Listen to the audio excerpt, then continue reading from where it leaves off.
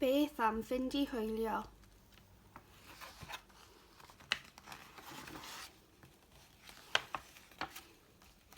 Beth am fynd I hwylio mewn cwch I ben draw'r byd.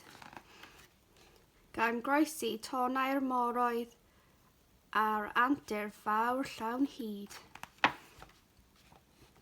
Beth am chwarae gêm o'r ladron a fod fel barti ddi. Beth am goncro'r ynys unig, gael gweld oes trysor arni hi.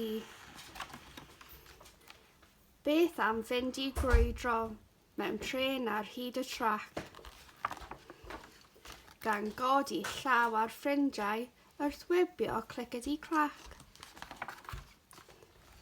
Beth am deithio draw i'r jyngl,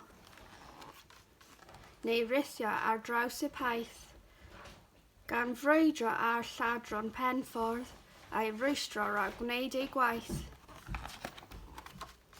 A beth am fynd mewn roced, heibio'r sêr a'r lleuad ffri, cyn glanio ar ambell blaned, ymhell o'n byd bach ni. Beth am wisgo fel gofodwyr a mentrwy'r gwagle mawr. Beth yw'r ots am bod bach gwyrdd, gwallgo sy'n llygaid bron o'i gorin i'r llawr. Ond eis gyda ni ddim roced, na chwch, na thren, rownd y byd, ond mae gyda ni ein ffrindiau sy'n well na rai ni gyd. Y diwedd.